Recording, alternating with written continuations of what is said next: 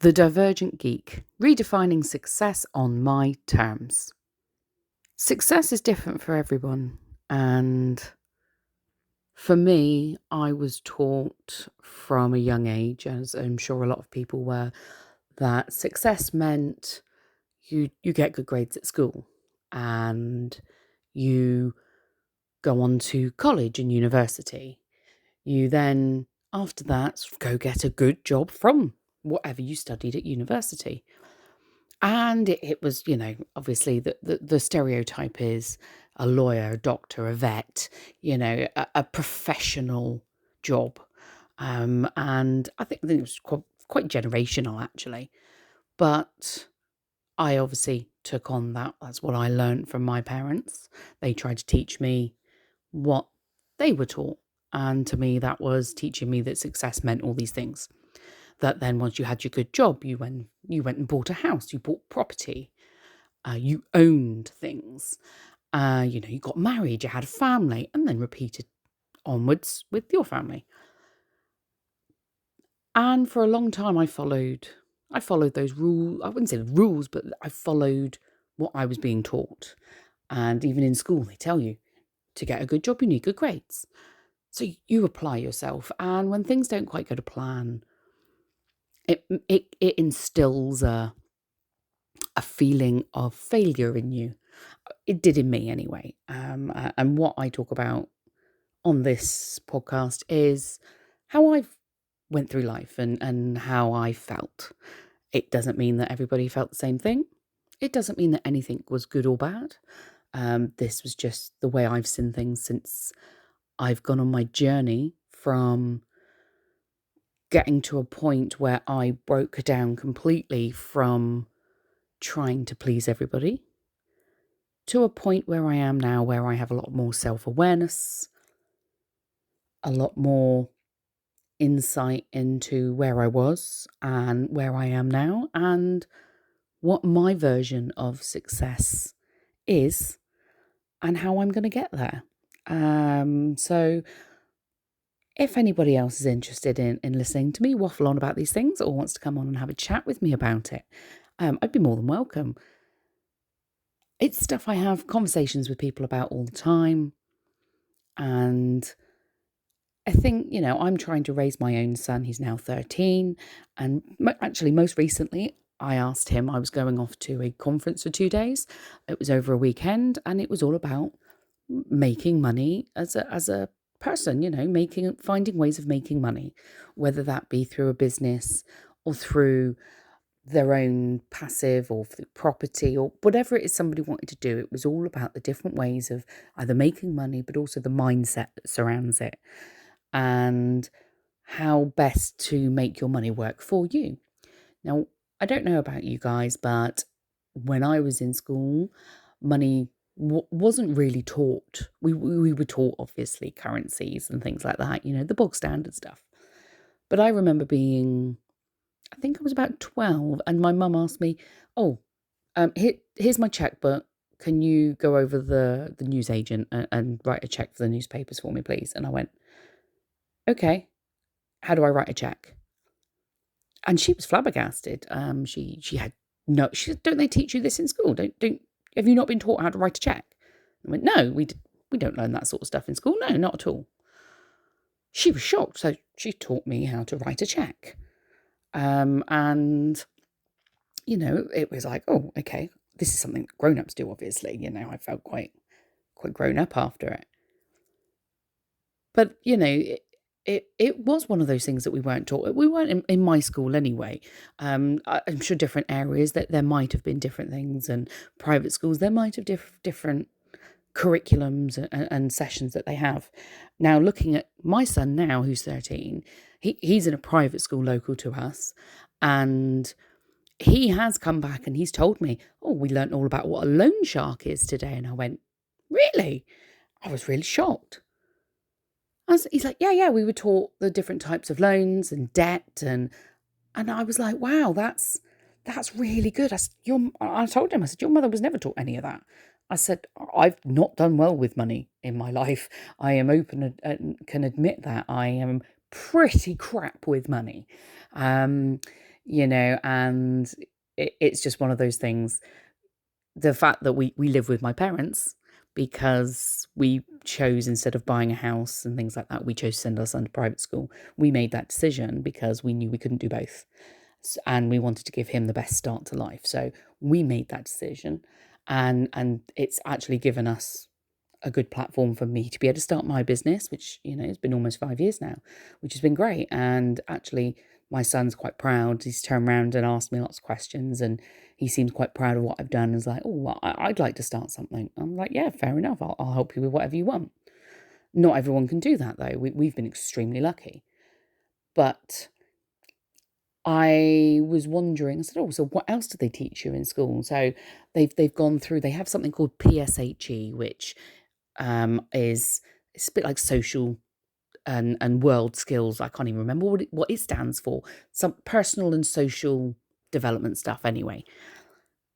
And so I said, oh, well, what else do you learn from that? And he said, oh, well, we went through, we've gone through talking about depression and things like that. We've gone through talking about our feelings, and they covered something which I was quite shocked about, but I'm actually kind of glad they taught it.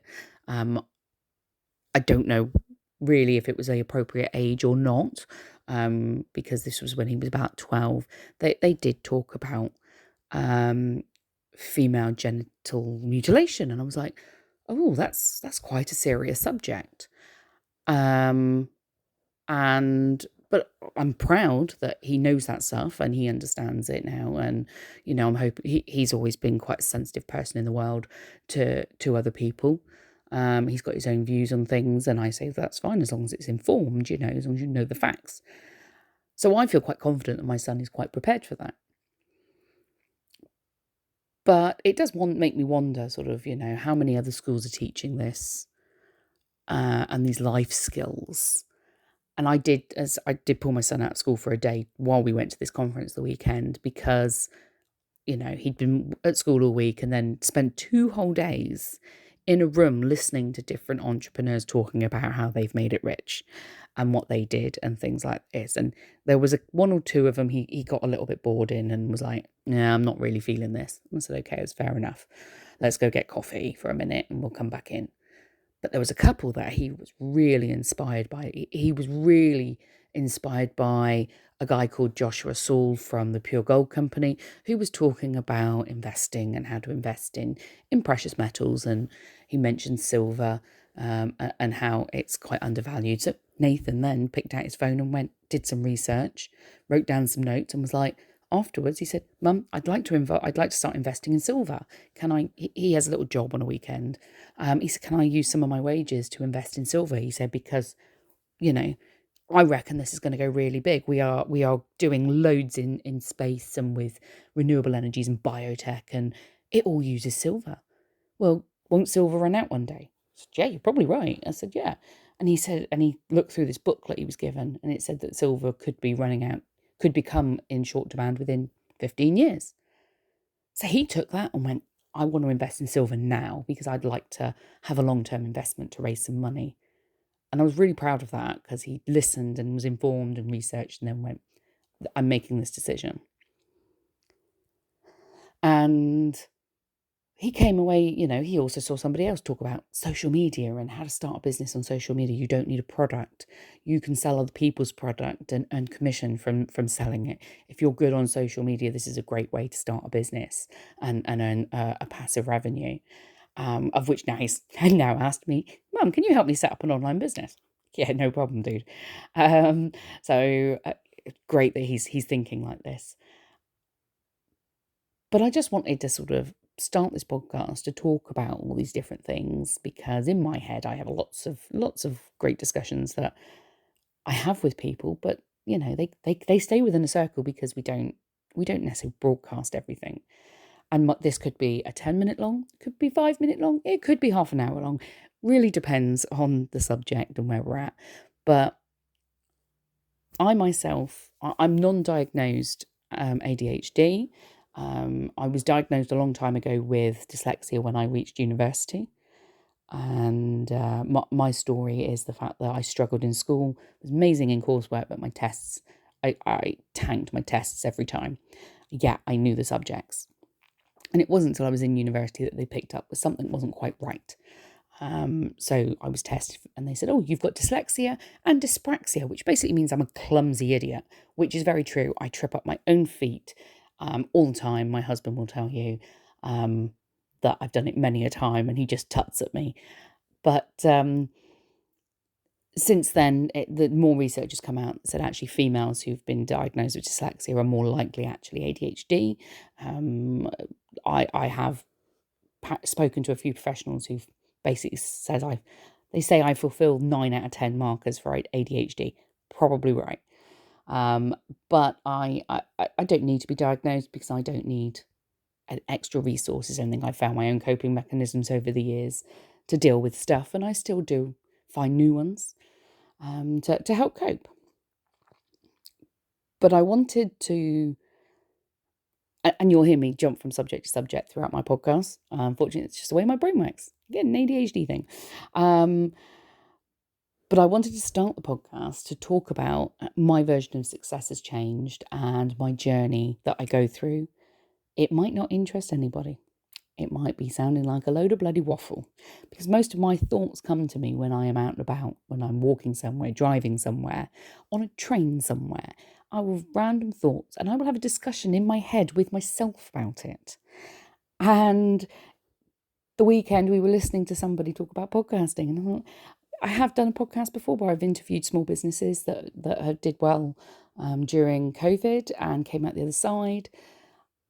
And I enjoy having conversations.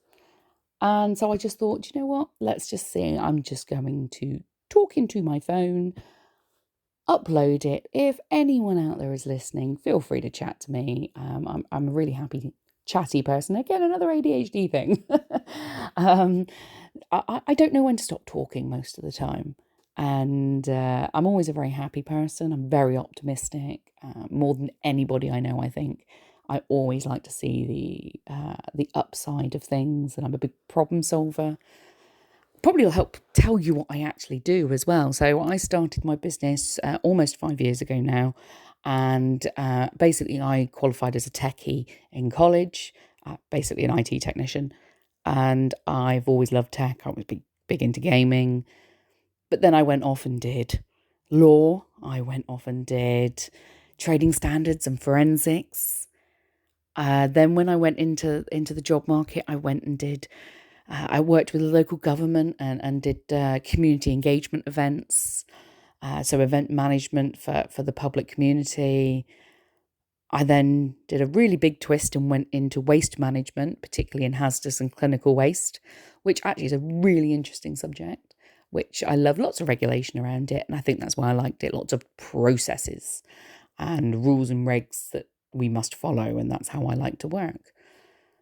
But then, because I was in the corporate sector doing that, I burnt out, end of literally about a week after my birthday, first week of February 2019. It was also 5 days after my husband had been made redundant from a very large company locally that went under, British Ceramic Tile, and he was trying to find his way, and I gotten to a point where I burnt out because I was doing sort of 60-hour weeks. I was traveling all over the country. I was trying to hold us up, and we had debts from all over the place because we didn't know how to manage money. We weren't taught it. And yeah, we admit it was our fault. We squandered, trying to keep up with the Joneses type of thing, which was wrong. But that'll be a subject for another day. But yeah, so we went through that, and I had to take some serious time off, during which the company in question did nothing to help me apart from harass me. So it took me quite a while to get better, and it took me 7 months before I was able to do anything to get me out of that company. And we go, right, we need to part ways because it's not working. And then it was like, and I spent 2 months of that being complete zombie mode. I couldn't do anything. I would sit in bed all day watching the Hallmark Channel because there was nothing my brain could focus on. I couldn't do anything. I was broken. And I had a lot of support from friends and family, which was great. But when I came out the other side, my dad turned around and said to me, okay, what do you want to do? What do you want to do next? If you want to get back into something, you need to get a job of some sort. What do you want to do? And I went, I want to start a business. I said, I want to be a business owner. I want to do it for myself. And he said, okay, what in? And I went, probably something around marketing, technology, that type of thing. I said, I know it. I'm good at it. I know how to use the tech. And it's something everybody needs. I've already done it in several of the businesses I'd worked in before, managed their social medias and did all the tech stuff and the tech stacks and things like that. And I said, I want to do that. And I did it. I just turned around and went, right, I need a business name, need a logo, need to do a website, all of this. Let's get cracking. And that's when I started it. I'd say officially, when I first started going out networking, 1st of September 2019. Well, we all know what happened about 5 months bloody later. Lockdown. And I got through lockdown. I pivoted slightly and became more of a tech VA and survived COVID with no financial support from anybody else. Husband was still in and out of jobs because it just wasn't working in places. He got made redundant another 2 more times after in 2019 and start of 2020. The last one, Valentine's Day 2020. And then he went into temp work and he did that for the whole of the pandemic for 2 years. But it got him a job at the end of it, which we're very thankful for. And he's very happy in the new job. So I had to support us a lot throughout that time, and I did. And yes, it's been a struggle, but I've earned the same wage I was earning at my corporate job. I've been able to pay the bills. I've been able to grow my business. And when I needed a day off, I took a day off. In fact, today's one of those days. I was in London for an entire 7 days last week, every day non-stop, working, meetings, networking and everything else I had to do. And I got back last night and crashed. And today I've woken up going, do you know what? My body doesn't feel ready to get up this morning today. I'm going to just stay lying around. I'm going to work from a comfortable spot, and I'm just going to sort of dip in and out of stuff. And this is why I decided to start talking, because I was like, well, actually, talking is a really great therapy. So I thought, right, well, let's start the podcast I decided I was going to do. Whilst I'm also in the middle of doing a little challenge in another entrepreneurs group on Facebook. Lisa Johnson, I've been sort of keeping an eye on her stuff for a while. And sometimes you need a big kick up the arse. And her challenge was coming up. And I went, right, let's do it. So I need to create some products which I've been meaning to do. I've got so much content to create so that I can turn into courses and stuff like that I need to do something. So I was like, I need to get them out there. Let's just use this to create one, and we'll just go with the flow, And yeah, so today I'm just having a day where I'm working on bits that I can work on, flitting between stuff, and yeah, if I need a nap in an hour, I'll have a nap. But then again, I didn't get out of bed till 11 o'clock this morning, so probably don't need a nap today. That's another thing. I've got underactive thyroid, so it doesn't help that some days I can't control how tired I am and really need a nap. So I do block out 2 hours a day in my diary about lunchtime in case I'm feeling that overwhelming sense of needing to lie down. So everyone's just going to think, oh, she's a lazy twat. But yeah, and as a really great friend of mine says a lot, she calls it being wonky. We're wonky. It's not a bad term. It just means that we're slightly wonky. We're like wonky veg. There's nothing wrong with us. Just nobody can be perfect. And that's the lovely Nick Thompson. She has a little Facebook group just for wonky people who need a bit of love. So yeah, that's me. I think I'll leave it there for this episode because I've done almost 20 minutes. You're probably really bored of hearing from me now. So I'm probably going to release one every few weeks, every 2 to 3 weeks. I haven't decided yet. We'll see how this goes. And you can listen to me ramble on about my journey to Success for a neurodivergent geek. Well, actually, I've called it Divergent Geek because neurodivergent and divergent probably basically the same, although I'm sure some expert will tell me different. But I like the fact of Divergent Geek because there's a book series called Divergent, and I did read those, and they're pretty cool. So you'll hear a lot of references about books and films and stuff because that's just me. So I hope to speak to anybody. Please comment, get in touch, reach out on LinkedIn or Facebook. And yeah, I'm happy if somebody wants to have a chat about things on this podcast and yeah, talk through life in general and business and yeah. It's going to be very random, and I think I probably will bring my 13-year-old to have a chat about what he learned at the weekend and see what views he might have if I can get him to talk. He's a little bit nervous talking to other people, even being recorded, so we'll see how it goes. Anyway, until next time, speak to you all soon.